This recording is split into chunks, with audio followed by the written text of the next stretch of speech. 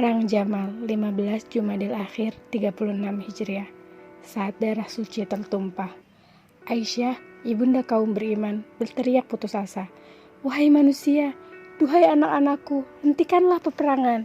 Sarungkan senjata kalian, hentikanlah dan berdamailah. Suaranya terdengar serak karena keluar dari dada yang sesak diimpit duka yang mendalam. Ia terus berteriak meminta semua orang menghentikan peperangan. Suaranya semakin meninggi. Ingatlah Allah dan ingatlah hari perhitungan. Namun suaranya mengambang di udara, lalu terbang ditiup angin, membumbung ke angkasa dan mewarnai cakrawala dengan warna duka dan kepedihan. Mereka tak mendengarkan jeritan Aisyah yang tinggi mengiris hati. Mereka tak lagi menyadari bahwa orang yang mereka perangi adalah saudara mereka juga. Semuanya sibuk berperang. Semua orang mengayunkan pedang, tombak dan anak panah saling dilemparkan. Aisyah memandang berkeliling. Matanya nanar memandangi tanah di sekitarnya yang kini berwarna merah. Tubuh-tubuh kaum beriman jatuh bergelimpangan memenuhi medan perang. Hatinya terus menjerit, jiwanya merana dan meranggas meminta ampunan, memohon perlindungan dan curahan rahmat Tuhan. Hatinya terus menjerit memohon agar anak-anak yang dikasihinya itu menghentikan peperangan. Apalah daya, kuasa kejahatan dan nafsu amarah yang dimuntahkan sebagian orang lebih kuat dan lebih berkuasa. Tak pernah terlintas sedikit pun bahwa niat baik yang dibawanya dari Mekah berujung pada kematian ribuan orang. Tak pernah ia mengira bahwa hasrat untuk mendamaikan pihak-pihak umat Islam yang berselisih berakhir dengan tertumpahnya darah-darah suci kaum beriman. Sejak awal ia menghendaki kedamaian, sejak semula ia ingin menegakkan kebenaran yang tampak mulai diabaikan banyak orang. Ia marah saat mendengar kabar dari Madinah bahwa pemimpin umat Islam, Khalifah Utsman putra Affan, terbunuh secara zalim. Ia murka karena umat yang semestinya menebarkan rahmat dan kasih sayang ke penjuru alam, kini telah berani mengkhianati pemimpinnya sendiri. Mereka tak hanya memberontak dan membuat kekacauan di Madinah. Mereka bahkan mengepung rumah sang pemimpin, membakar pintunya dan kemudian membunuh sang khalifah sehingga ia terkapar dengan mushaf di pelukan dadanya. Ia murka dan ingin menegakkan kebenaran, membalas jiwa dengan jiwa, darah dengan darah. Ia ingin para pembunuh Utsman mendapat hukuman setimpal. Karena itulah ia berdiri di Masjidil Haram, menghimpun orang-orang yang hendak pulang ke Madinah setelah musim haji. Itulah tujuan Aisyah sejak awal kepergiannya dari Masjidil Haram. Ia mengajak orang-orang untuk menegakkan kebenaran. Ia menyeru manusia untuk menciptakan kedamaian yang telah sirna ketika para perusuh itu mencabik-cabik kota Nabi. Namun dia tak pernah bisa meraih tujuannya. Umat tak pernah merasakan kedamaian seperti dulu. Sejak terbunuhnya Utsman, kedamaian dan kesatuan menjadi impian yang sangat mahal. Ia berangkat dari Masjidil Haram disertai oleh Thalha, Zubair dan banyak kaum muslimin. Mereka bertekad menciptakan perdamaian, mendamaikan pihak-pihak yang bertikai, menyatukan kalimat umat dan menghukum para pemberontak yang membunuh Utsman. Saat itu banyak sahabat yang mengiringi kepergiannya dari Mekah. Aisyah memimpin rombongan itu keluar dari Mekah hingga tiba di oase milik Bani Amir di malam hari. Setiba di sana, mereka mendengar lolongan anjing. Aisyah bertanya kepada para pengikutnya, "Oase siapakah ini?" Mereka menjawab, "Oase Hauab milik Bani Amir." Aisyah berkata, "Aku pikir sebaiknya kita kembali saja ke Mekah." Beberapa pengikutnya berkata, "Tidak, kita akan terus bergerak sehingga kaum muslim melihatmu dan Allah memperbaiki urusan ini." Dalam riwayat lain, Zubair berkata kepadanya, "Pulanglah. Semoga melaluimu Allah mendamaikan urusan ini." Aisyah tahu bahwa Rasulullah tidak akan pernah berdusta. Ia pernah mendengar kekasihnya itu bersabda, "Tanda untukmu adalah ketika terdengar rolongan anjing di Hauab." Seharusnya ia lebih waspada dan hati-hati. Seharusnya ia mendengarkan kata hatinya. Namun semuanya sudah terlambat. Dan amarah banyak orang tampaknya telah bertahta begitu dalam. Saat mendengar lolongan anjing itu hatinya meragu dan ia utarakan keinginannya untuk kembali ke Madinah. Namun orang-orang di sekitarnya menghendaki lain. Ketika mendengar kedatangan Aisyah, penduduk Basrah terbagi ke dalam 3 kelompok. yaitu kelompok yang mendukung gerakan Aisyah dan bergabung dengannya, kelompok yang mengikuti pemimpin kota itu, Utsman bin Hanif, yang menentang gerakan Aisyah, dan kelompok yang menepi dari kedua kelompok pertama. Aisyah melanjutkan perjalanan demi mengembalikan persatuan dan kedamaian di antara kaum muslim. Di setiap tempat yang dilaluinya di Basrah, ia mengajak kaum muslim untuk mengikuti dan bergabung dengannya. Ketika pengikut Utsman bin Hanif berusaha mencegat mereka, Aisyah memerintahkan para pengikutnya untuk tidak berperang dan hanya mempertahankan diri dari serangan. Ia terus-terusan menyeru para pengikut Utsman untuk menghentikan peperangan. Namun peperangan tidak dapat dihindari. Saat para pengikut Aisyah berhasil menundukkan dan menahan Utsman bin Hanif, Aisyah memerintahkan mereka untuk melepaskannya dan membiarkannya pergi sekehendak hatinya. Tak pernah sedikit pun terlintas dalam benaknya kebencian atau dendam kepada Ali bin Abi Thalib, menantu terkasih junjungannya yang mulia Rasulullah SAW. Ia tak pernah berniat memerangi Ali bin Abi Thalib. Itulah fakta yang tidak disadari oleh orang-orang yang membencinya, orang-orang yang mengkafirkan dirinya. Tolha, Zubair juga mengkafirkan Ali. Mereka menuduh para sahabat tidak adil, padahal diri mereka lah yang tidak adil dan tidak pernah mau mendengar kebenaran.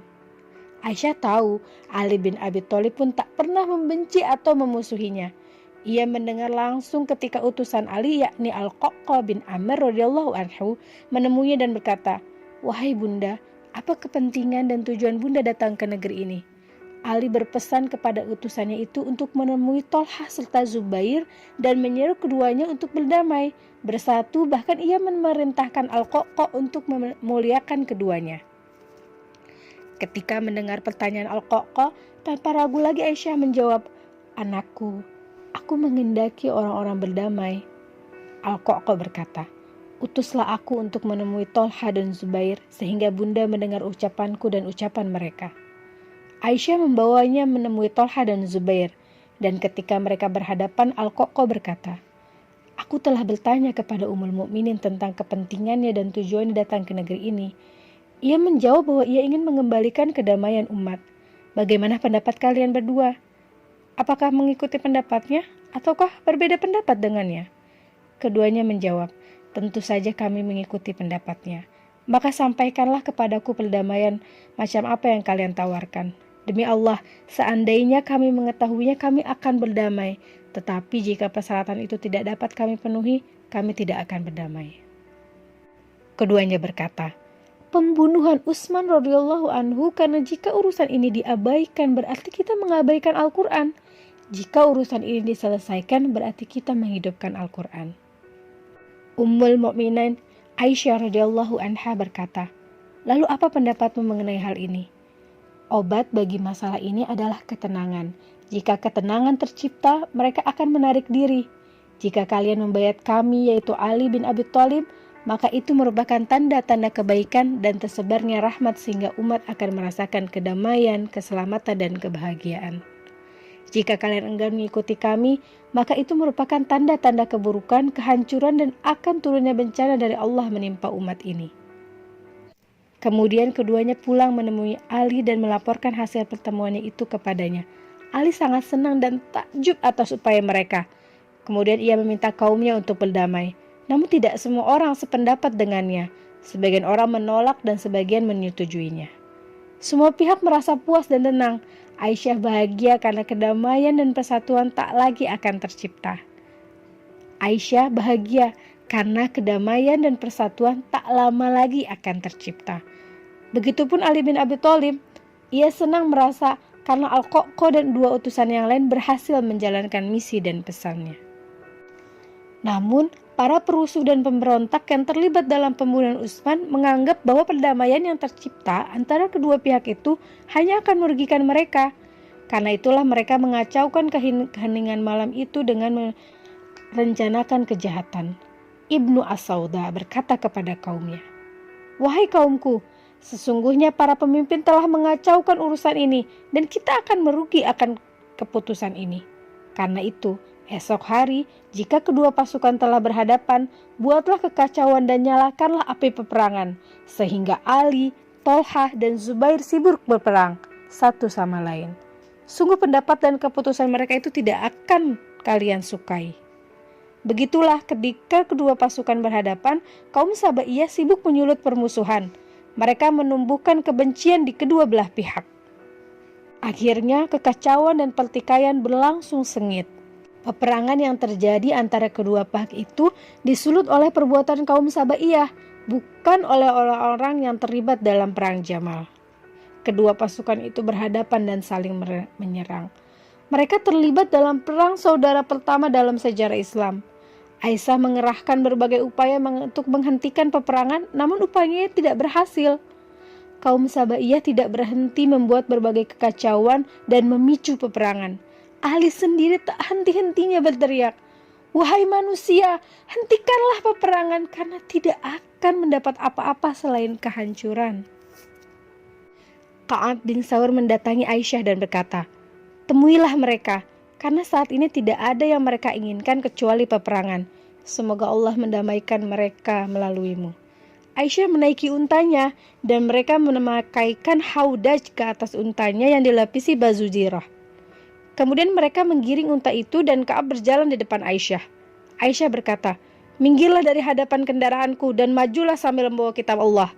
Serulah mereka untuk kembali kepada kitab Allah," ujar Aisyah sambil memberikan mushaf kepada Ka'ab.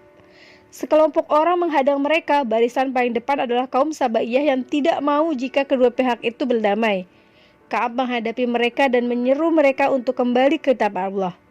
Sementara itu, di belakang kaum Sabaiyah terlihat Ali yang tak bosan-bosannya menyeru orang untuk menghentikan peperangan.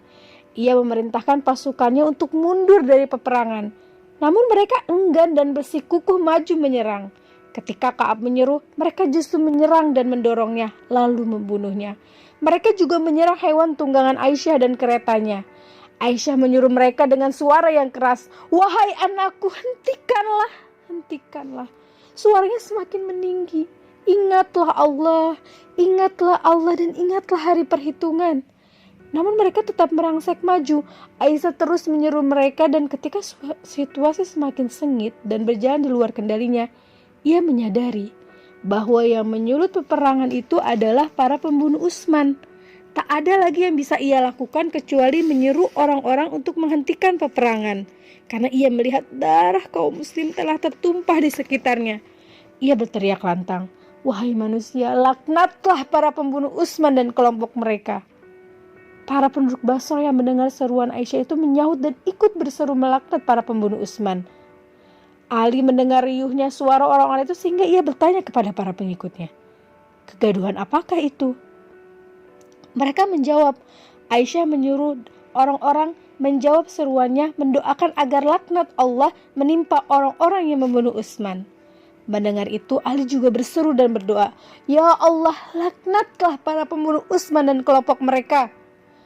Peperangan yang menumpahkan banyak darah kaum muslim itu berakhir tragis. Tak ada yang menang dalam peperangan itu. Kedua belah pihak kalah, baik yang unggul di medan laga maupun yang terpukul mundur. Ali dan Aisyah sama-sama berduka melihat tertumpahnya banyak darah yang haram ditumpahkan. Namun semuanya terjadi sesuai dengan kehendak Allah. Mereka semua menghendaki kedamaian dan persatuan meskipun berakhir dalam peperangan dan kebinasaan. Perang dahsyat itu tak pernah memengaruhi hubungan baik antara Aisyah dan Ali bin Abi Thalib. Keduanya tetap saling menghormati dan menghargai hingga detik-detik terakhir dalam perang Jamal itu. Usai peperangan, Ali memerintahkan para pengikutnya untuk menggiring kendaraan Aisyah dari antara mayat-mayat pasukan yang terbunuh. Setelah peperangan reda dan Ali berhadapan dengan Aisyah, ia berkata, "Bagaimana keadaanmu, wahai ibunda?" Aisyah menjawab, "Baik, semoga Allah mengampunimu, juga mengampunimu." Dalam riwayat lain, Ali berkata, "Semoga Allah mengampuni kami dan kalian." Aisyah menjawab, "Semoga Allah mengampuniku dan mengampunimu." Kemudian Ali melepaskan Aisyah dan membiarkannya pulang ke Madinah ditemani sekelompok orang, laki-laki dan perempuan, serta dibekali 12.000 dirham harta dan segala sesuatu yang dibutuhkannya berupa kendaraan, bekal makanan dan barang-barang lainnya. Perang Jamal telah berakhir, namun dampaknya sangat berat dirasakan oleh Sayyidah Aisyah. Saat itu ia berpikir bahwa kaum muslim tengah menghadapi situasi yang sulit dan pelik. Ia keluar berangkat dari rumah untuk memperbaiki keadaan umat dan mendamaikan mereka, namun banyak kaum muslim yang bersikukuh menempuh jalan peperangan dan menumpahkan darah satu sama lain. Aisyah sangat prihatin menyaksikan banyak darah kaum muslim yang tertumpah. Ribuan orang yang baik terbunuh dalam perang saudara pertama dalam sejarah Islam.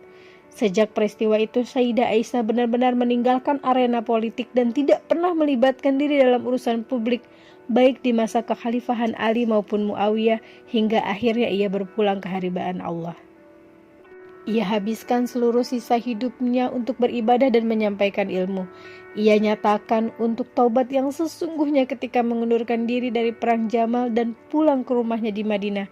Ia sangat menyesali seluruh yang terjadi dengan penyesalan yang mendalam karena perdamaian yang diangankannya tidak dapat diwujudkan.